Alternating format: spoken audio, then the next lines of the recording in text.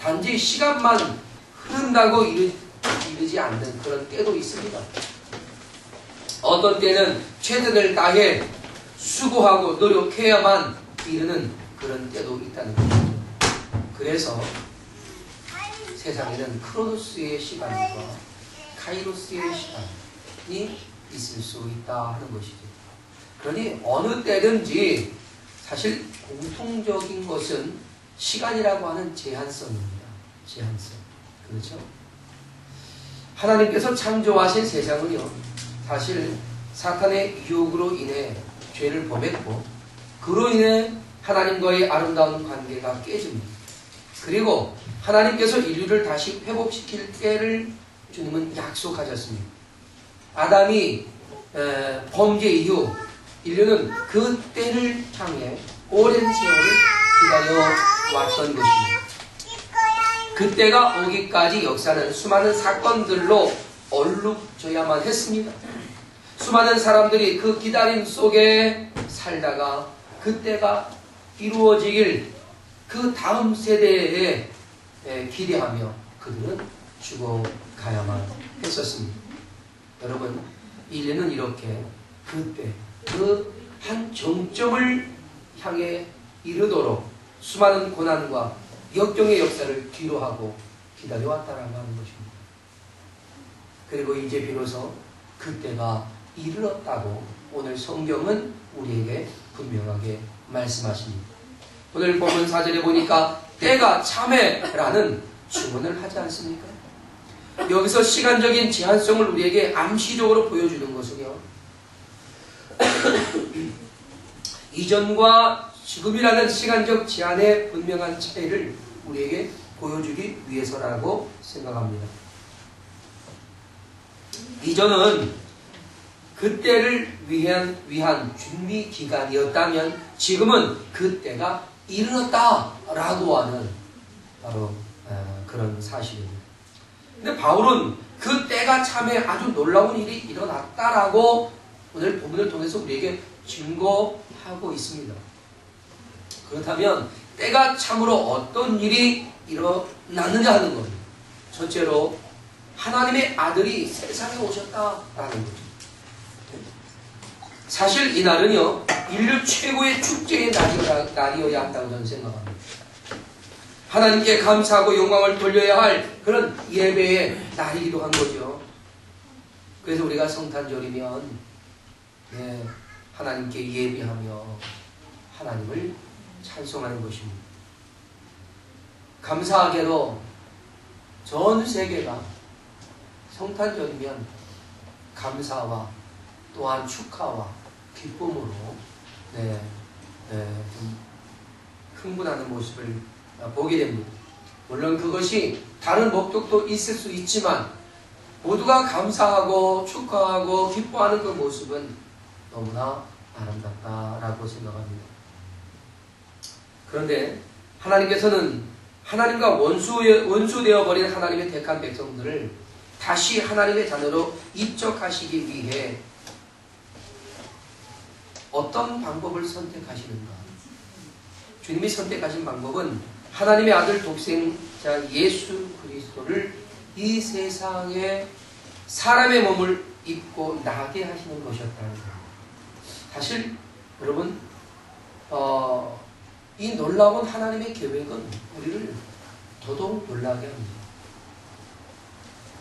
주님께서 친히 하나님의 독생자를 사람의 몸으로 이곳에 나게 하신 것은 그것 외에 다른 방법이 없었기 때문에 그렇습니다. 여러분, 이미 타락한 인류에게 죄 없는 인생은 단 한 사람도 없잖아요. 죄인을 대속할 만한 사람, 어떤 의인도 없거니와 전 인류를 대신할 만큼의 그 이상의 가치를 가진 분은 오직 하나님 한 분 외에는 없는 겁니다. 그래서 하나님은 하나님의 아들 독생자를 이 세상에 보내셨던 거죠. 그날은 사실 아담과 하와의 범죄로 인해 잃어버렸던 그 좋은 것들을 되찾아 주시려고 하는 하나님의 은혜의 날이기도 하다는 사실을 우리는 기억해야 합니다. 여러분, 하나님의 아들 독생자께서 이 세상에 오신 목적은 분명하다고 성경은 증거합니다. 우리는 그분을 뭐라고 부릅니까? 예수님이라고 부르잖아요. 예수님.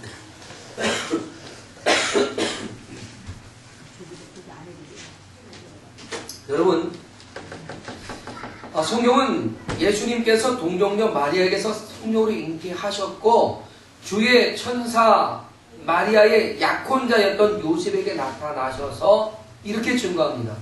성령으로 잉태된 아이가 태어날 것인데 그 이름을 예수라 하라 라고 지시하잖아요. 그죠? 그리고는 그 아이가 어떤 아이인가를 분명하게 밝혀둡니다. 이는 그가 자기 백성을 그들의 죄에서 구원할 자이심이라 하는 겁니다. 그러니까 예수님은 자기의 백성을 구원하시기 위해 오신 하나님이셨다라는 거죠. 그래서 성경은 그의 또 다른 이름을 임마누엘이라고 하셨습니다. 하나님이 우리와 함께 하신다는 것 아닙니까?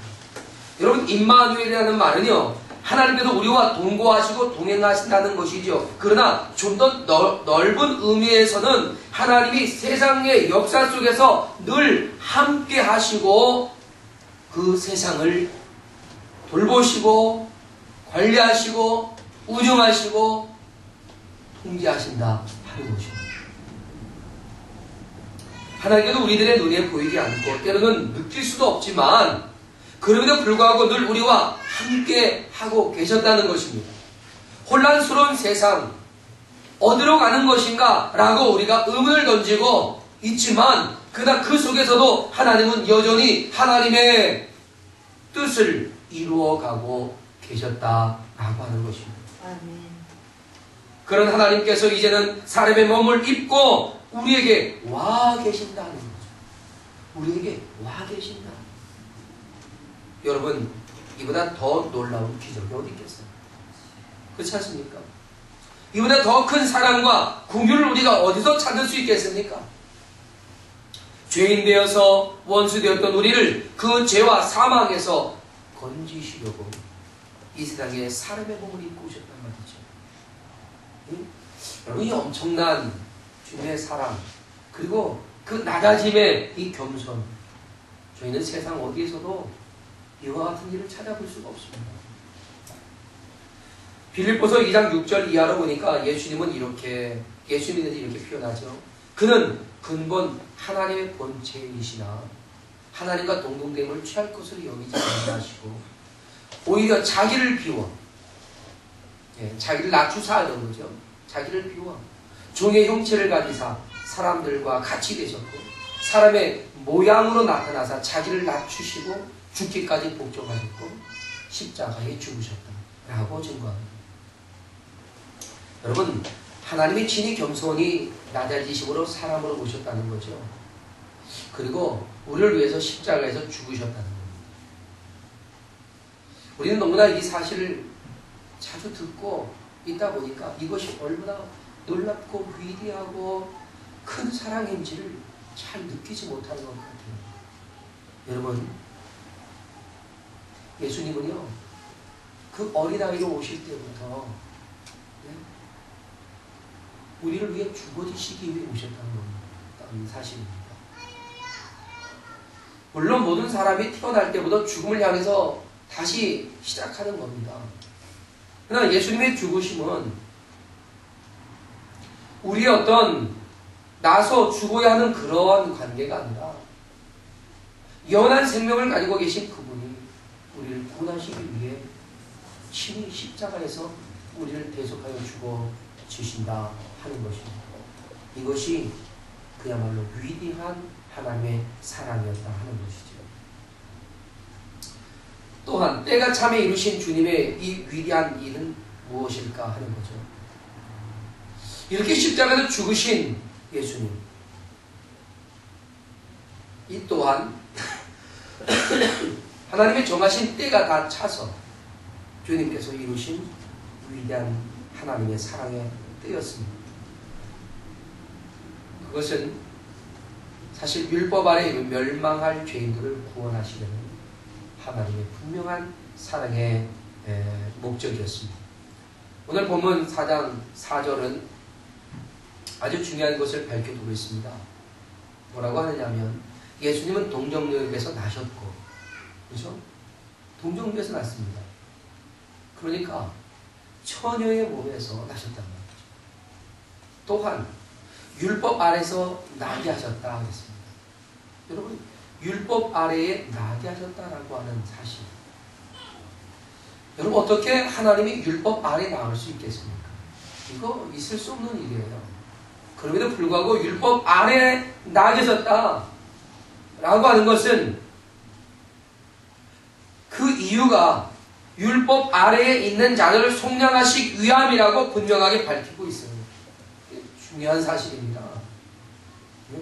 예수님을 율법 아래 나게 하셨다는 것은 그 율법이 예수님을 주장하게 한다는 그런 의미도 있기는 하지만 그 율법이 요구하는 것을 다 응답하시기 위함이라는 거예요. 그래서 주님이 율법의 완성이라고 말씀하시잖아요. 그래서 율법 아래서 종교되어 멸망할 인생들을 구속하시고 구원하시기 위한 것이었다는 겁니다. 여러분, 율법의 영향력과 권세에서 주님께서 모든 하나님의 백성들을 다 되찾아오시는 거예요. 얼마나 놀랍습니까? 율법이 정죄하고 율법으로 인해서 정죄된 우리가 영원한 사망 가운데 이제 던져졌음에도 불구하고 주님은 율법 아래 다시 오셔서 율법의 모든 조항을 다 순종하시고 의로우신 하나님의 그 형상 그대로 십자가에 내어 줌으로 율법 아래에서 죽어야 했던 모든 하나님의 자녀들을 사망 권세에서 건져냈다 하는 거죠. 할렐루야. 아멘. 네, 엄청나게 놀라운 하나님의 역사였습니다. 그래서 더 이상 율법에 의해서 정죄되지 않고 하나님께서 허락하신 은혜의 법 아래서 의로운 하나님의 자녀로 삼아주셨다 하는 겁니다. 이때가 이르기 전까지는 사실 율법 아래에서 있는 많은 사람들은 율법에 의해 정죄됐고 그 율법이 그들을 통제했고 율법이 다스렸습니다. 그러나 때가 이르러 이 땅에 오신 예수 그리스도를 통해서 더 이상 율법에 의해 정죄되고 다스려지지 아니한다는 겁니다. 우리와 함께하신 하나님에 의해서 우리는 다스려지는 거예요. 율법이 나를 다스리는 것이 아니라 우리에게 오신 바로 그 예수 그리스도가 우리를 다스리시는 겁니다. 할렐루야. 네. 하나님의 백성들의 믿음과 신앙을 거룩하고 경건하게 유지시키시고 오실 예수 그리스도를 기다리게 하는 그런 한 장치로서의 역할을 감당했던 율법은 이분이 오신 이후에는 더 이상 그 율법이 그 효력을 가지고 있지 않다는 겁니다. 이제 예수 그리스도께서 오셨기 때문에 율법이 해야 할 역할은 다 마친 거예요. 율법을 폐하는 것이 아니라 율법을 완전히 마쳤다라는 것입니다. 할렐루야. 굉장히 큰 차이예요. 그런데 많은 사람들은 너무나 오랜 세월, 약 3000년 가까이 그들이 이 율법을 가지고 왔기 때문에 그래서 그들은 이 율법을 쉽게 포기할 수가 없었던 거예요. 그래서 율법주의자들이 있는 거예요. 생각해 보십시오. 우리도 복음이 들어와서 우리에게 예수 그리스도를 전해주었지만 우리는 아직까지도 한국의 문화 정서에서 벗어나지 못하고 있지 않습니까? 그들도 역시 율법의 문화 속에서 그 환경 속에서 갑자기 예수 그리스도를 의지하고 그리스도로 말미암아 구원을 얻는다고 하는 것 자체가 그리 쉽게 받아들여지기 어려웠던 겁니다. 사랑하는 여러분, 사실 오늘 갈라디아서는요 할례의 수용과 율법 준수의 주장을 하는 갈라디아 교회의 거짓 교사들이 가르침에 대한 바울의 반론과 또한 바울의 증언을 담고 있는 책입니다. 그래서 무엇이 복음이며 무엇이 진리인가 하는 것이죠. 무엇이 죄인을 의롭게 하느냐 하는 문제입니다. 할례를 받고 율법을 지켜야만 의로운 사람이 된다라고 하는 거짓 교사들의 잘못된 가르침에 대해서 바울은 사람이 하나님 앞에서 의롭게 되는 것은 오직 예수 그리스도를 믿는 믿음으로 말미암는 것이라고 증거하고 있었던 겁니다. 그러면서 바울은 율법의 역할과 복음에 대해서 설명하기를 공학 선생이라고 하는 오늘 본문에는 초등교사로 비유되고 있습니다. 여러분, 예수님 당시 유대에는요, 미성년자인 이 어린아이들의 안전과 또 예절 교육을 위해서 개인 교사를 채용했습니다. 그래서 이 공학 선생인 초등교사는 이 어린아이들의 신변의 안전도 지켜주고 또한 개인 교사로서의 교육도 감당을 했습니다. 그러니까 보호자의 역할을 했던 거죠. 그래서 이 초등교사는 이런 자신이 맡은 아이들에게 예절 교육을 시켰고요. 때로는 체벌도 할 수 있었답니다. 그러니까 그 고난이 꽤 컸어요. 그러나 이 아이가 장성하면 더 이상 초등교사는 그 아이에게 필요 없는 거예요. 그래서 오늘 본문 4장 2절을 한번 보십시오. 거기 뭐라고 말합니까? 그 아버지가 정한 때까지라고 말합니다. 그 아버지가 정한 때까지 후견인과 청지기 아래 있었다는 겁니다. 이처럼 초등교사나 후견인 같은 청지기에 의해 관리되다가 정한 때가 되면 초등교사나 후견인 같은 청지기의 역할이 어떻게 맞춰진다, 끝난다 라는 거지요. 여기 때가 참해라는 이 말은 바로 그 역할이 끝났다 라는 겁니다.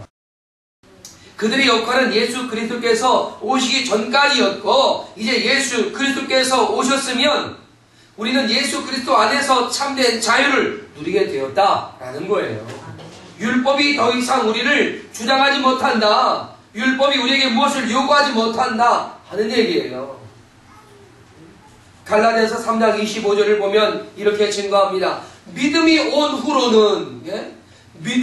후로는 우리가 초등교사 아래 있지 아니하도다. 할렐루야. 아멘. 그렇습니다. 이 말은 예수 그리스도께서 이루신 십자가의 구속하심을 믿는 자들에겐 율법이 어떤 것으로도 믿는 자들에게 정죄하지 못한다 하는 겁니다.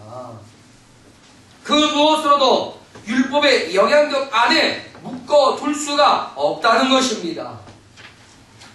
우리는 그 진리 안에서 자유한 하나님의 자녀가 된 것임을 믿으시길 바랍니다. 아멘. 사랑하는 여러분, 저와 여러분은 이제 어떤 율법으로도 정죄받지 않는 예수 그리스도의 은혜 아래에 있는 하나님의 자녀입니다.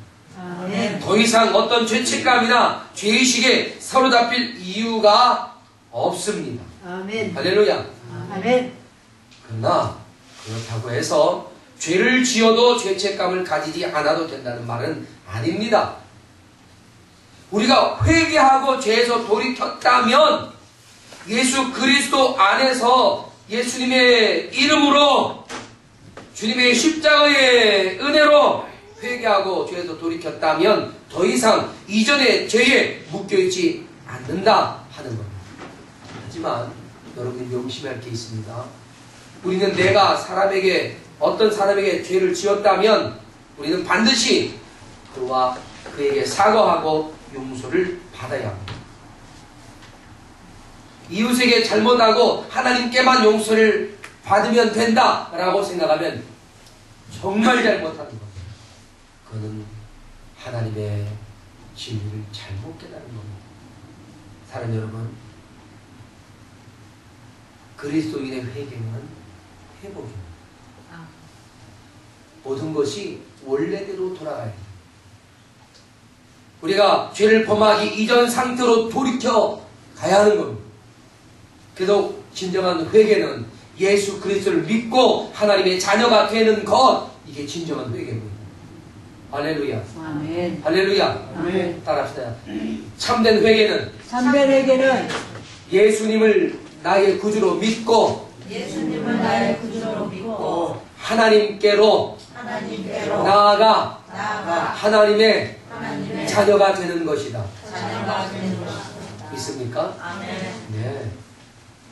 여러분, 근데 우리는 결코 율법에 매여 있을 인생이 아닌 거죠. 우리는 그리스도 예수 안에서 믿음으로 회복을 누리는 인생에 율법으로 사망에 이르는 것이 아니라 예수 그리스도의 은혜로 생명에 이른 인생인 줄로 믿습니다. 아멘. 이제 우리는 율법 아래 매인 사망의 종들이 아니라 예수 그리스도 안에서 하나님의 자녀가 되었기 때문에 율법의 영향력에서 은혜의 영향력으로 들어갔단 말이에요. 할렐루야. 아멘. 은혜의 영향력, 그 영향권 안으로 들어갔어요. 다시 말해 예수 그리스도 안에 들어갔습니다. 따라서 때가 참으로 일어난 또 하나의 엄청난 일은 우리가 은혜 안으로 들어감으로 하나님을 아빠, 아버지라고 부르게 됐다는 거예요. 할렐루야. 아멘. 여러분, 세상에서 가장 친밀하고 따뜻한 호칭이 뭡니까? 엄마, 아빠예요. 엄마, 아빠. 그 이름이 가장 우리 마음에 사무칠 때가 언제인지 압니까? 남자들이요, 그 이름이 사무칠 때가 군대 갔을 때예요. 군대 갔을 때도 훈련소에 있을 때예요. 훈련소에서 5주 훈련을 받는데 한 4주쯤 지나죠? 그러면 어머니 소리만 들어도요, 그냥 눈물이 주르륵 주르륵 나요. 지나가는 어떤 아줌마만 봐도 눈물이 나요. 그래서 저도 군에서 훈련할 때, 예? 제가 원주에서 훈련을 받았는데 그 훈련장에 가다 보면 여기에 탁 논도 있고 밥도 있고 그래요. 아줌마 아저씨만 보면 그냥 어머니 아버지 생각나는 거예요. 눈물이 찔끔 나고 그랬어요. 저는 요즘 4년 전에 천국 가신 아버지가 많이 그립습니다. 참 사무칠 만큼 그리워요. 그래서 어머니 댁에 가서 아버지의 사진을 이렇게 볼 때면 효도를 다하지 못한 불효자의 모습이 너무 죄송합니다. 그래서 남은 할아버지가 계시잖아요. 장인어른. 잘해드려야겠다. 그런데 잘 못하더라고요. 저희 집 사람들 많이 그거예요. 장인 장모한테 잘하라고. 나중에 후회하지 말고 있을 때 잘해.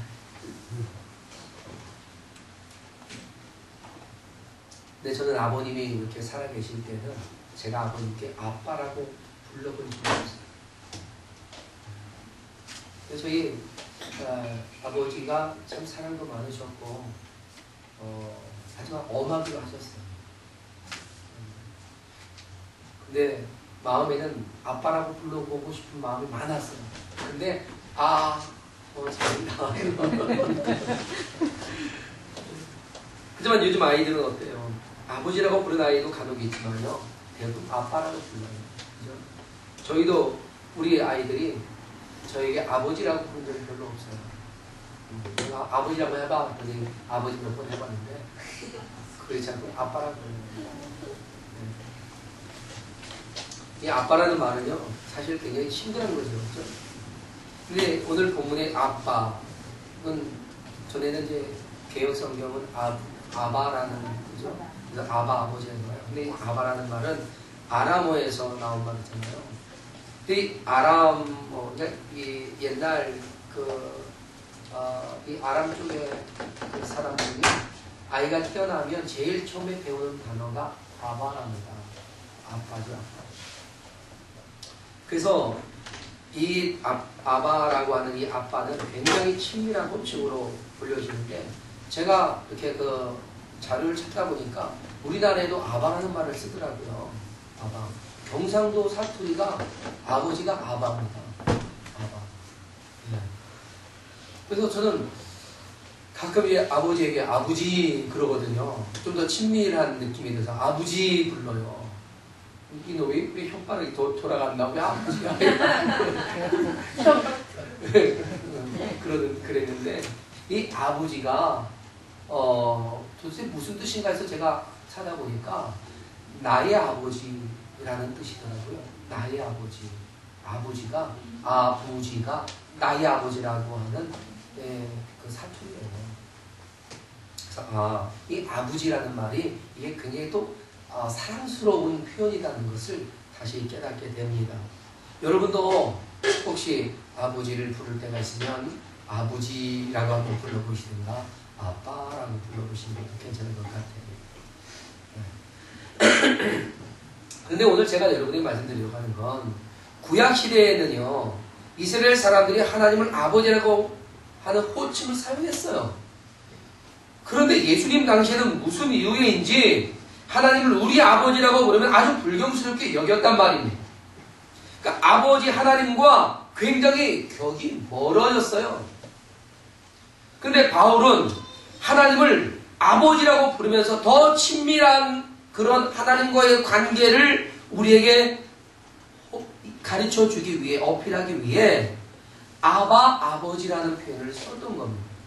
그러니까 바울은 지금 우리에게 무엇을 말하려고 하는 거겠습니까? 좀 더 하나님은 우리와 가까워지기를 원하신다는 거예요.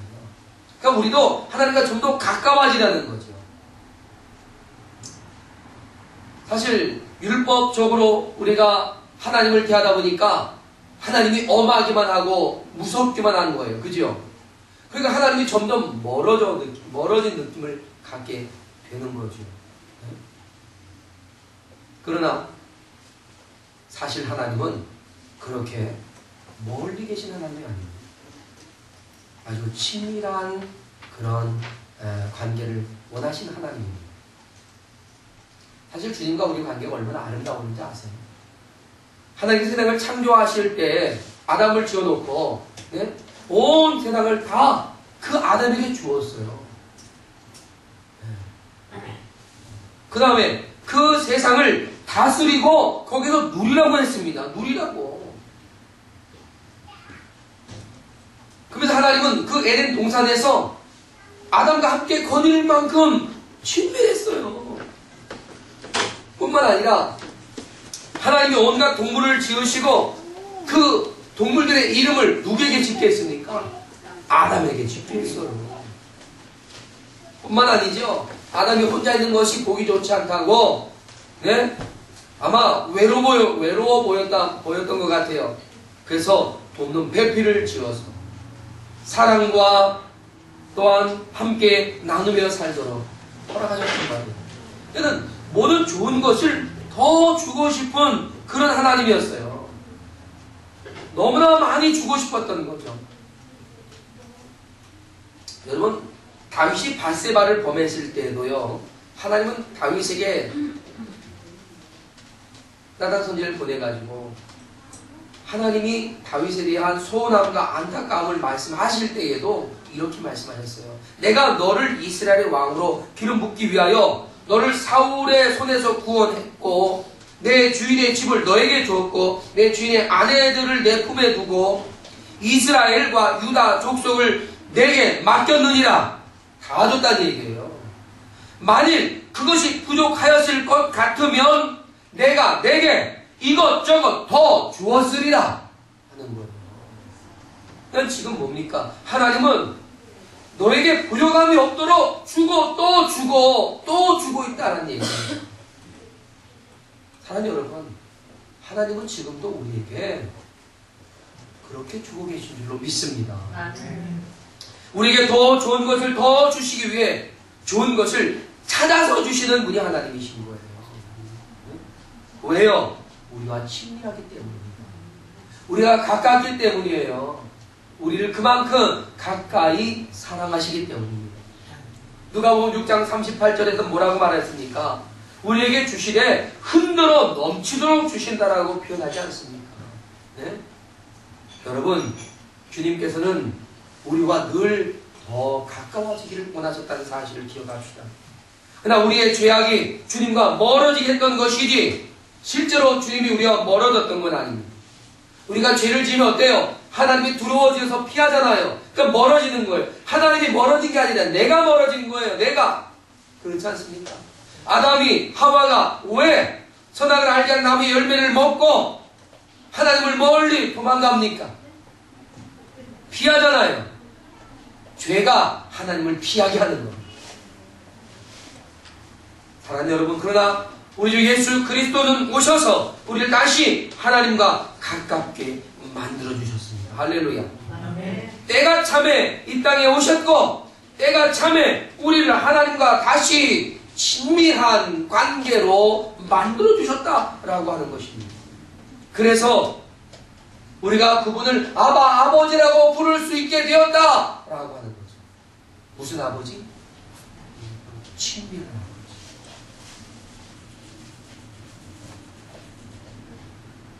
우리 소문이는 그래요.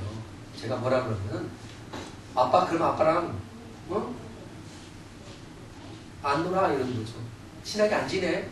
막 이러는 거 협박을 해요. 그래서 이게 내가 을이구나, 갑이 우리 성은이구나 그런 생각을 합니다.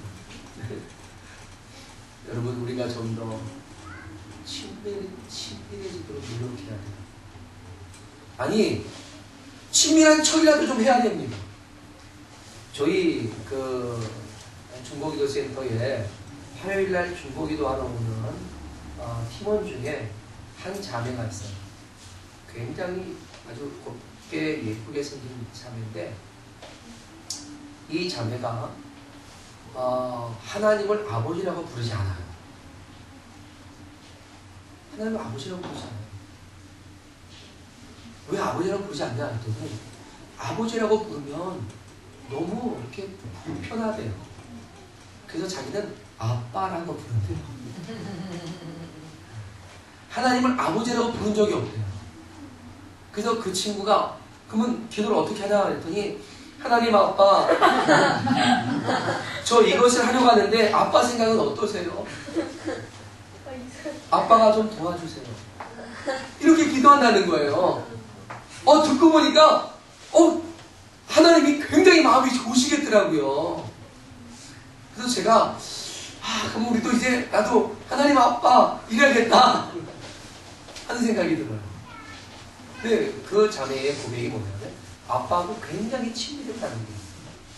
그래서 아빠는 그렇게 친밀하고 나에게 이야기를 늘 가까이서 들어주고, 늘 나를 볼 때마다 안아주고, 이런 아빠의 그 따스한 손길을 그는 체질화됐다는 거예요. 그래서 하나님을 아버지라고 절대 안 부른다는 거예요. 한번 해보라 그랬어요. 그랬더니 그 불편해요. 아빠. 하나님 여러분, 사실 우리가 하나님을 아빠라고 하면 좀 간지럽잖아요. 그죠? 그래도 그냥 한번 해보자. 하나님은 우리와 더 가까워지고 친밀해지기를 원하시기 때문에 우리가 그렇게 좀 하자는 겁니다. 할렐루야. 아멘. 네? 그러니까 이제 우리가 하나님을 아빠라고 부를 만한 그런 은혜의 때에 와 있는 거예요. 누가 불경하다고 하지 않아요. 주님과 좀 더 친밀한 그런 관계로 더 가까이 나아가서 주님의 은혜 안에 함께 살아가는 저와 여러분 되기를 바랍니다. 이것이 바로 때가 참에 이루신 하나님의 은혜요, 주님의 사랑이요, 주님이 우리를 찾아오신 하나님의 그 마음이었음을 우리가 기억하시고, 우리는 하나님의 독생자 예수께서 사람의 몸을 입고 아기 예수님으로 탄생하신 그 거룩한 날을 기뻐하면서 좀 더 주님의 은혜의 영향력 안에서 이 성탄의 계절에 풍성한 기쁨과 감사와 행복을 누려가는 하나님의 자녀가 되어지시길 주님의 이름으로 축복합니다. 아멘. 함께 이 시간 다 같이 일어나서 기도하겠습니다. 주님의 은혜의 때 그 은혜